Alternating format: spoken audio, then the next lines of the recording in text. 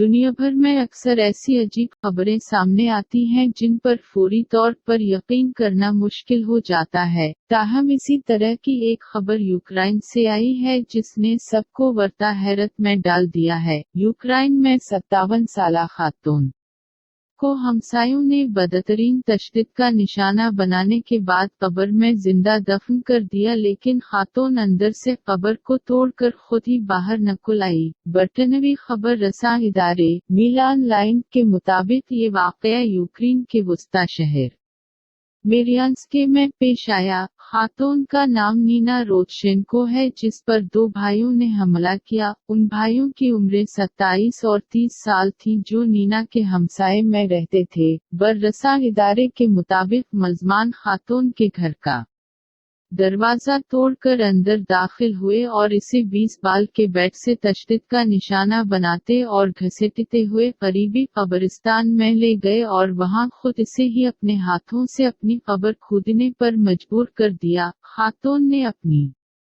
قبر کھودی اور پھر ملزمان نے اسے قبر میں دفن کر دیا اور واپس چلے گئے۔ میلان لائن کے مطابق بعد میں نینا نے اندر سے اپنی قبر کی مٹی اکھاڑنی شروع کی اور بالآخر باہر نکلنے میں کامیاب ہو گئی۔ ملزمان کے تشدد سے نینا کے ایک جبڑے اور ناک کی ہڈی سمیت کئی ہڈیاں ٹوٹی ہوئی تھیں، اس کے باوجود اس نے ہمت نہیں ہاری اور قبر کھود کر باہر نکل آئی۔ خبر رساں ادارے کے مطابق نینا کو فوری طور پر ہسپتال پہنچایا گیا جہاں اس کا علاج جاری ہے۔ نینا کا کہنا ہے کہ دونوں ملزمان نے گھر میں داخل ہوتے ہی بغیر کچھ کہے مجھے تشدد کا نشانہ بنانا شروع کر دیا۔ نہیں جانتی کہ انہوں نے ایسا کیوں کیا، پھر وہ مجھے گھسیٹتے ہوئے اپنے گھر لے گئے اور وہاں تشدد کرتے رہے۔ ان کا مزید کہنا تھا کہ اس دوران میں کئی بار بے ہوش ہوئی۔ رات کے وقت وہ ایک بار پھر مجھے گھسیٹتے ہوئے قریبی قبرستان لے گئے اور وہاں مجھے ایک قبر کھودنے کو کہا۔